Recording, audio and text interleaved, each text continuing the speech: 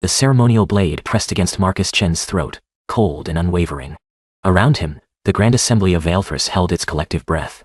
3,000 aliens watching a human kneel before their dying traditions. You dare to speak?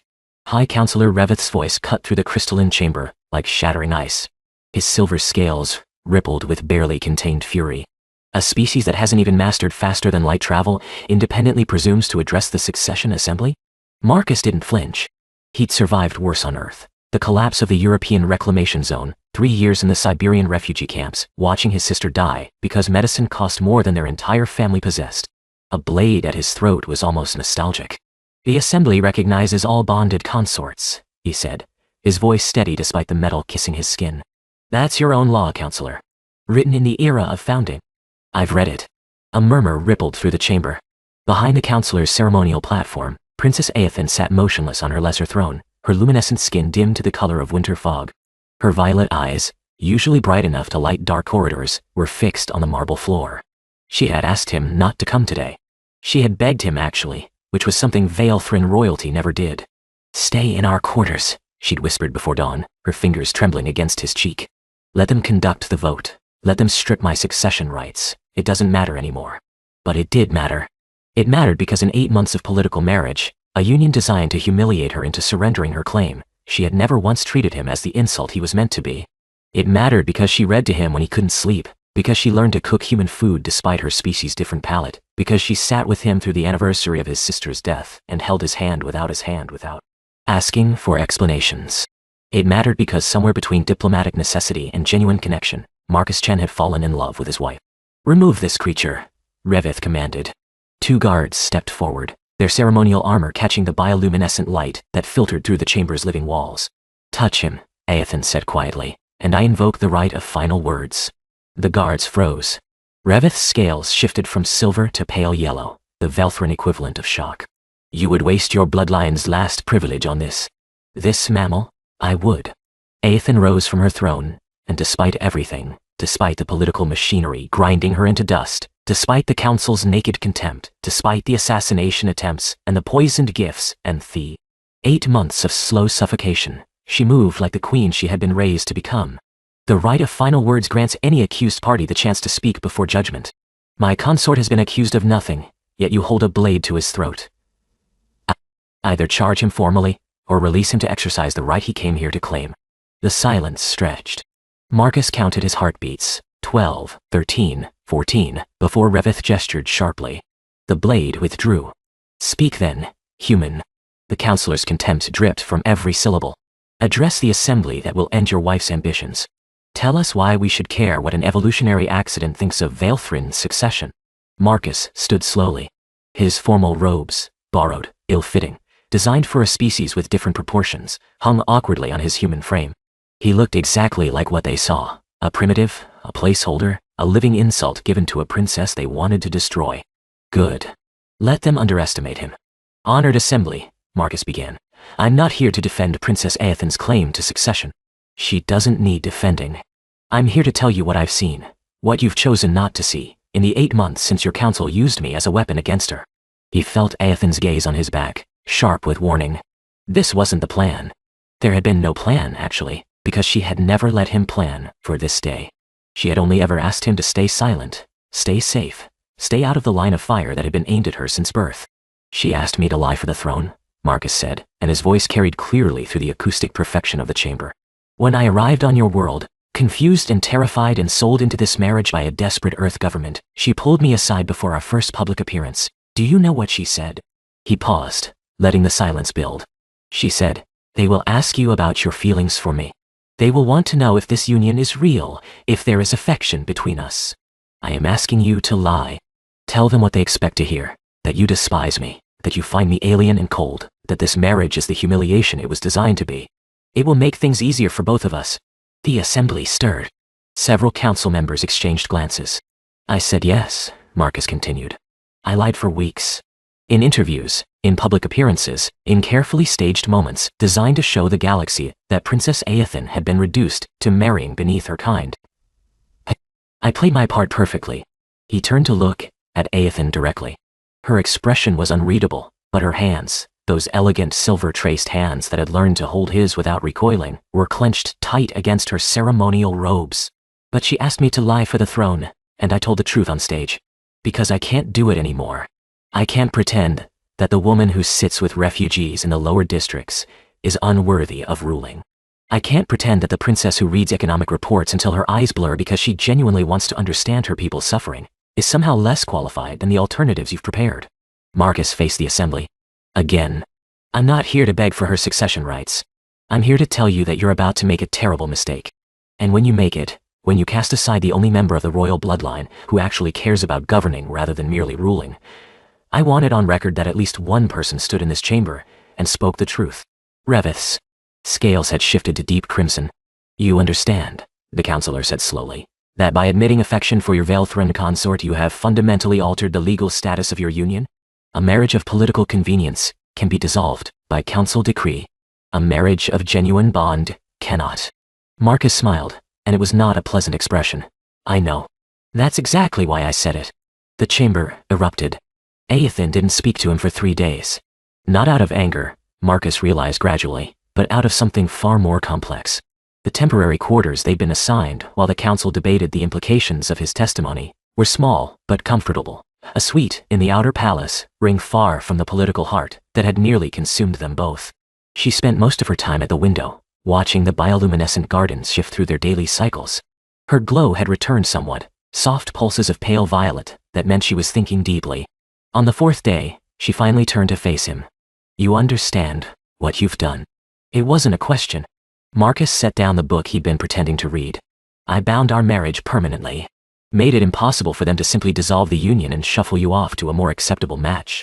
You bound yourself to me permanently. Aethan's voice was careful, controlled. A human lifetime. Decades of navigating a culture that despises your kind. Political enemies who will now target you, specifically, rather than simply ignoring you. And for what? For you. The words hung in the air between them. Aethan's luminescence flickered, a pattern Marcus had learned to recognize as distress. I am not worth. Stop. He rose from his chair, crossing the room to stand before her. Don't finish that sentence. Don't you dare finish that sentence. She met his eyes, and for a moment the princess disappeared entirely. What remained was simply Aethan, exhausted, wounded, terrified of hope after so long without it. Marcus, I have brought you nothing but difficulty since the day you arrived. My enemies have become your enemies. My isolation has become your isolation. And now you have chained yourself to a succession claim that will likely be stripped from me within the month, regardless of your testimony. I know. Then why? He reached out slowly, giving her time to pull away. When she didn't, he took her hand. That gesture they had developed in the quiet hours. Human warmth against Velthran cool, fingers interlacing despite their different proportions. Because you're the first person since my sister died who makes me feel like I'm home, Marcus said simply. Because when I wake up from nightmares about the camps, you don't ask questions, you just stay. Because you learned to make terrible coffee because you knew I missed it from Earth. Because you fight for people who will never know your name, and you've been doing it so long, you've forgotten that someone should be fighting for you too. Aethan's hand tightened in his. Those are not reasons to sacrifice your freedom. They're not sacrifices if I'm choosing them. Marcus stepped closer. Aethan, I didn't come to your world looking for love. I came because my government sold me like cargo. Because Earth needed Velthran trade routes more than it needed one refugee's dignity. I expected to hate every moment of this marriage. I expected to count the days until some legal loophole let me escape. He raised his free hand, hesitated, then gently touched her cheek. Her luminescence brightened slightly at the contact. Another pattern he'd learned, one that meant something close to pleasure. Instead, I found you. And I'm not losing you to a council that's too blind to see what they have. The council sees clearly, Aethan whispered. They see a princess who was born wrong, too interested in the common districts, too willing to question tradition, too convinced that our species can change. They gave me to a human because they thought it would finally break me. Did it? A long pause. Then, impossibly, Aethan smiled. No, she said. It gave me a reason to keep fighting. She leaned forward, pressing her forehead against his, a Velthran gesture of profound intimacy, he had learned. Her skin was cool against his, but the connection beneath felt like warmth. If we do this, Aethan said quietly, if we fight for the succession together rather than apart, they will try to destroy you, Marcus. Not politically. Literally.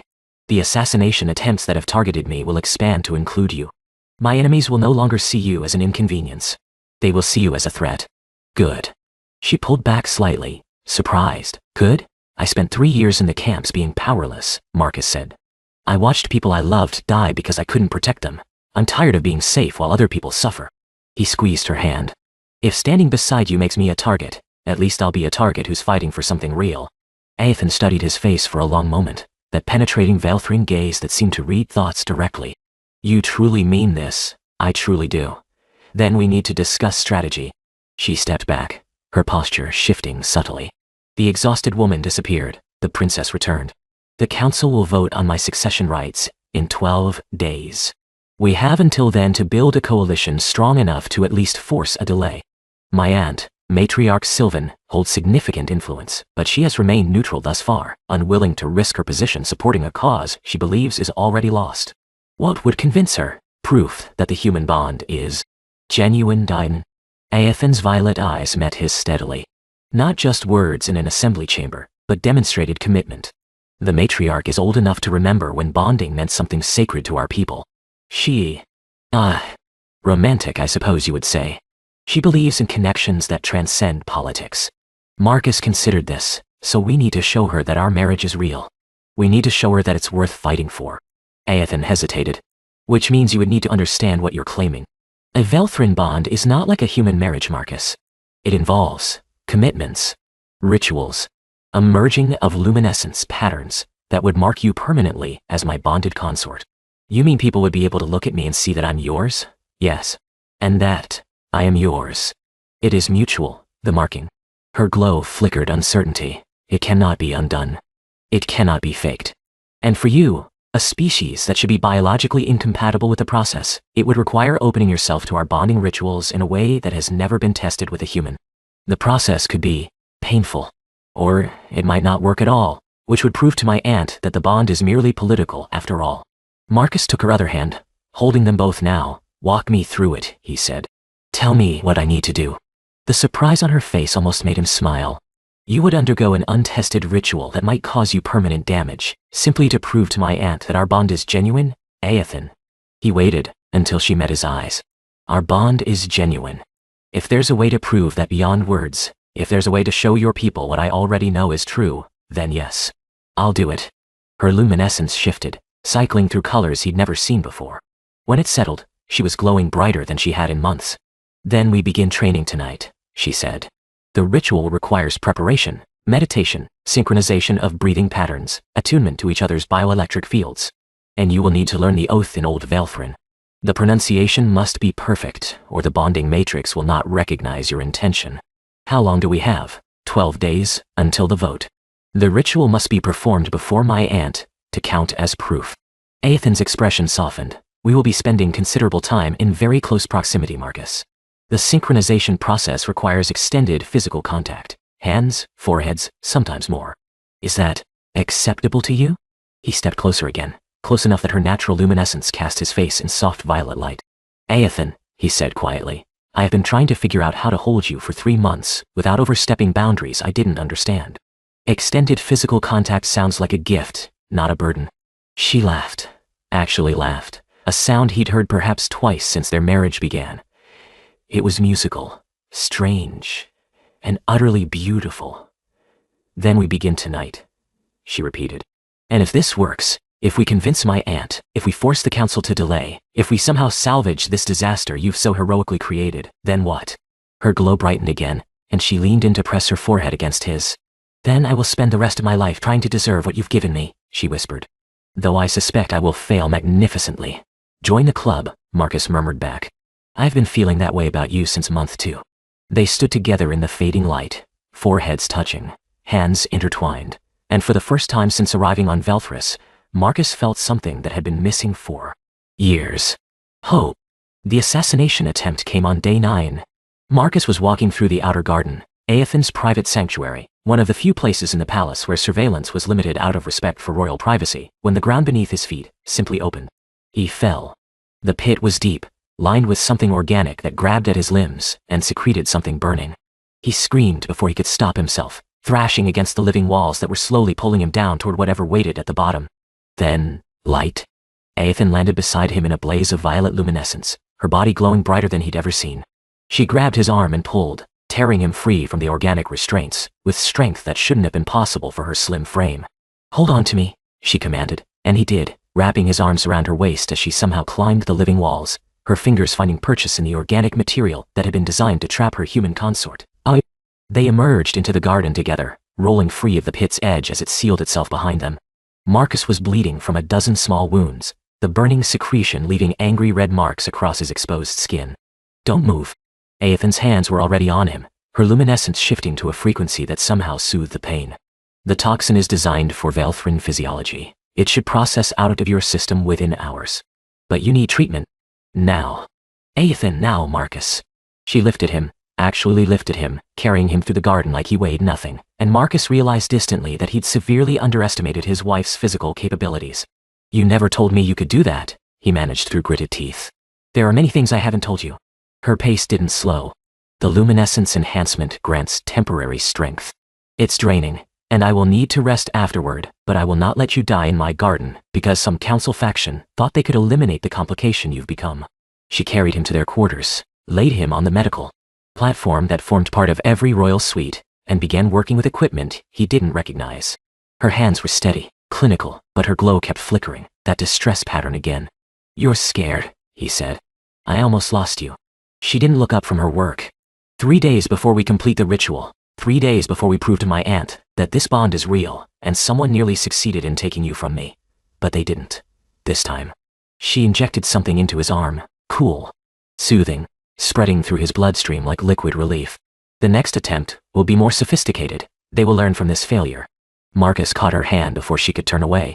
Aethan thought. "Look at me." She did, and he saw tears streaming down her cheeks, bioluminescent tears that left glowing trails on her silver skin. "I'm here," he said. "I'm not leaving." "You don't understand." Her voice cracked. "This is what I was trying to protect you from. This is why I asked you to stay silent, to stay invisible, to be the insult they wanted you to be.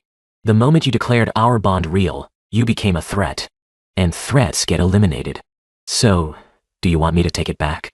Renounce the testimony, let them dissolve the marriage, watch you get handed to some appropriate Velthrin noble who will never see you the way I see you." The word came out broken. "No. I don't know. She pulled her hand free, turning away. "I watched my mother die, Marcus.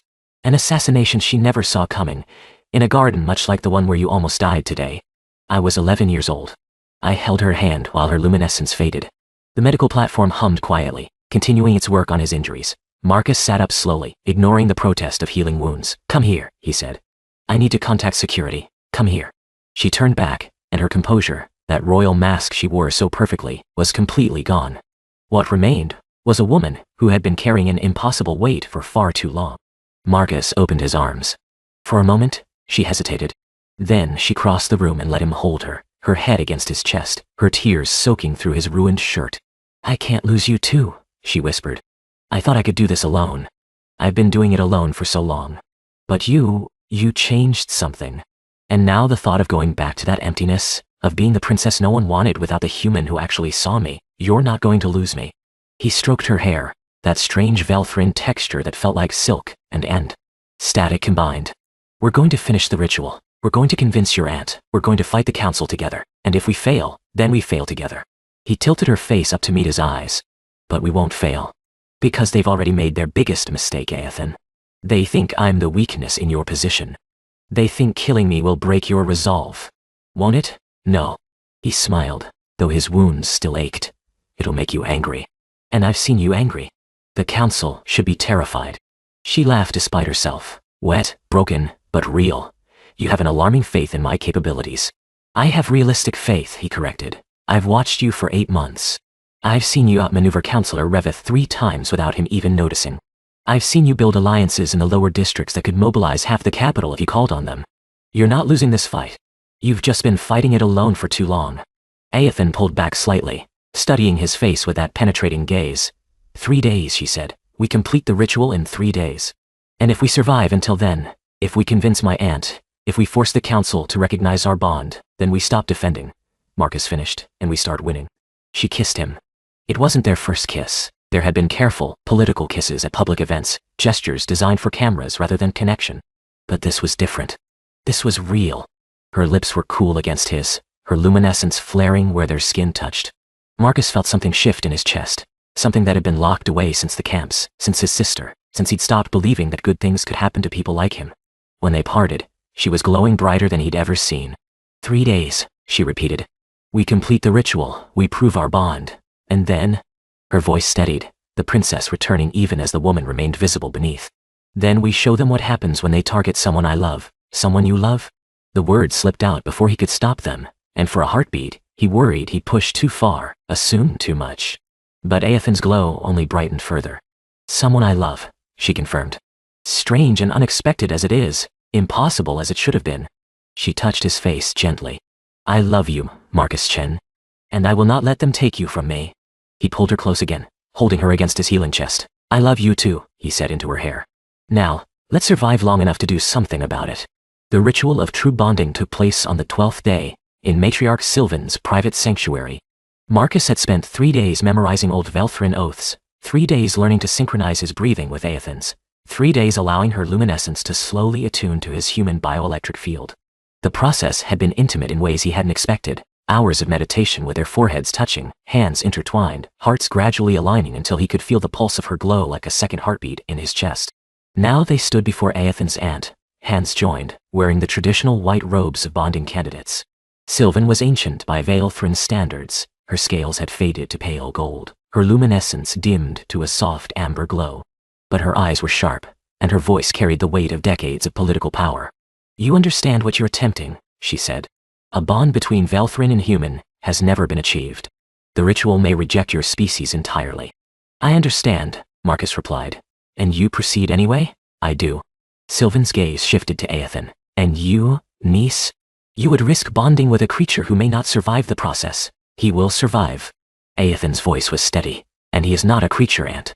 He is the finest person I have ever known. Something shifted in Sylvan's expression, a softening Marcus wouldn't have noticed before his months of learning to read Velthrin faces. Then begin, the matriarch said. And may the eternal light witness what forms between you. The oath was complex. Marcus had practiced it hundreds of times, but speaking it now with Aethan's hands in his and her luminescence pulsing against his skin, the words felt different. They felt true. I offer my light to shelter your darkness, he recited in Old Velthrin. I offer my warmth to ease your cold. I offer my presence to fill your absence. I offer my future to honor your past. These things I give freely, without reservation, without ending, without regret. Accept them, and I am yours. Reject them, and I am still yours. For the offering is made not in hope of acceptance, but in truth of feeling. Aethan's glow flared, and she responded with a matching oath.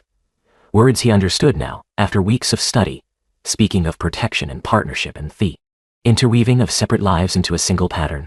Then the ritual itself began. The pain was immediate and extraordinary. Marcus felt something reaching into his chest, not physically but somehow deeper, touching parts of himself he hadn't known existed. Aethan's luminescence was flowing into him, through him, seeking purchase in a biology that wasn't designed to receive it. He gritted his teeth and held on. Through the agony he felt her, not just her presence, but her essence. The loneliness she carried since childhood. The grief for her mother that still surfaced in quiet moments. The fierce love for her people that had survived decades of political brutality. The hope she'd tried so hard not to feel when he'd started to matter to her. And beneath it all, bright and terrifying in its intensity, her love for him. He gave back everything he had. His own grief for his sister. His shame at surviving when so many hadn't. His determination to build something meaningful from the wreckage of his early life. His gradual, reluctant, overwhelming love for the princess, who had shown him kindness when he'd expected only contempt. The luminescence surged. Marcus distantly heard Sylvan gasp, but he couldn't open his eyes. The light was inside him now, rewriting something fundamental, leaving marks that would never fade. When it finally subsided, he sagged against Aethan, but she was sagging too, both of them holding each other up while their breathing slowly synchronized again. Open your eyes, Sylvan whispered. Both of you. Look.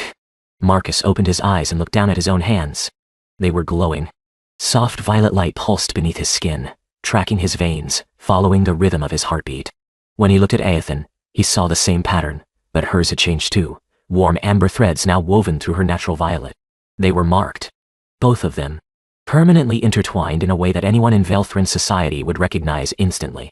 Impossible, Sylvan breathed. A human, accepting the bond. A human giving light in return. She stepped closer, her aged face filled with wonder. This is not political, niece. This is not convenience. This is real, Aethan finished. It's real, Aunt. It's been real for months. We just needed to prove it. The matriarch was silent for a long moment. Then, slowly, she sank to her knees, the formal gesture of a council elder acknowledging legitimate royal authority. Then I declare before the eternal light that this bond is witnessed and true, Sylvan said. And I pledge my house to support Princess Aethan's succession claim, now and in all debates to come.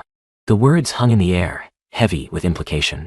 A matriarch's support wouldn't guarantee victory, but it changed the mathematics dramatically. Revith's coalition could no longer claim unified noble opposition. The tide had turned. The council vote came 3 hours later. Marcus stood beside Aethan on the assembly floor, their hands intertwined, their matching luminescence visible to everyone present. He felt her through the bond now, her nervousness, her hope, her fierce determination. He felt, too, the moment she sensed his own emotions reflecting back to her. This strange new connection that bridged species, that defied everything her people thought they knew about human limitations. The matter before this assembly, Revith announced, his voice carrying obvious strain, is the succession rights of Princess Aethan, first daughter of the luminescent line. Evidence has been presented that her bond with the human consort is... He paused, visibly struggling with the words. A murmur rippled through the chamber. Furthermore, Matriarch Sylvan has formally pledged her house in support of the princess's claim. This shifts the balance of the succession debate significantly. Revith's scales had gone pale. Defeat looked bitter on him. The council therefore moves to postpone indefinite judgment on the succession question, pending further review of the implications of human Valthran bonding. It wasn't victory. Not yet. But it was survival. Aethan squeezed Marcus's hand, and through their bond, he felt her relief, her gratitude, her love. One more thing, she said, stepping forward. Her voice carried clearly through the chamber's perfect acoustics. The council has questioned my fitness to rule based on my choice of consort. They have called my judgment into question, my loyalty to tradition, my respect for our people's ways.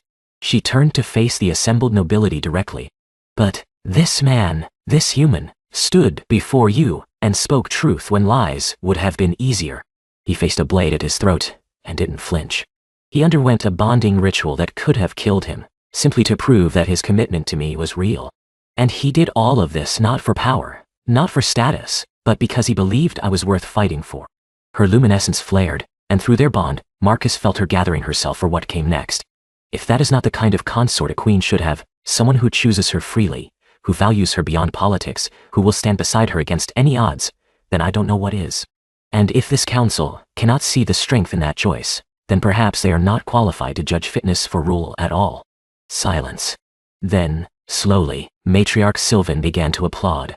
The sound echoed through the chamber, and other nobles joined, one by one, a growing wave of acknowledgement that wasn't quite endorsement but was something close. Revith's expression had gone completely neutral, the Valthran equivalent of concealing volcanic fury. This matter is postponed, he said flatly. The assembly is dismissed. Afterward, in their quarters, Aethan turned to Marcus with an expression he'd never seen before. Unguarded. Hopeful. Happy. We did it, she said. We actually did it. We survived round 1, he corrected gently. Revith isn't going to stop. The faction that tried to kill me isn't going to stop. We've got a long fight ahead. I know. She stepped closer, into his arms, her head settling against his shoulder with familiar ease. But for the first time in years, I believe we might actually win. Through their bond, he felt the truth of it, her hope finally stronger than her fear. So what happens now? He asked. Now we build. We strengthen alliances, shore up support, prepare for the next council session. She pulled back enough to meet his eyes, her violet gaze bright with purpose, and we do it together, bonded consort. Equal partners. No more asking you to lie for my benefit. About that. Marcus smiled. I hope you know I was never very good at lying anyway. Too much practice telling uncomfortable truths in refugee camps. You develop a habit of honesty when deception might get you killed. Then it seems I chose the perfect consort after all. Aethan kissed him softly, her luminescence warming where their skin touched. A man who cannot lie, matched with a princess tired of being surrounded by liars. Perhaps there's wisdom in that pairing, or just mutual stubbornness. She laughed, that musical sound he loved, and pulled him closer. Mutual stubbornness will do, she agreed. It's carried us this far, let's see how much farther it can go. Outside their window, the bioluminescent gardens shifted through their evening cycle, casting the capital in soft, living light. Somewhere in those gardens, assassins were probably already planning their next attempt. In council chambers, Revith was certainly plotting countermoves. But here, in their quarters, Marcus held his wife and felt her contentment through their bond. And for the first time in years, the future felt like something to anticipate rather than survive. They had a long road ahead, but they would walk it together. And that, he thought, made all the difference.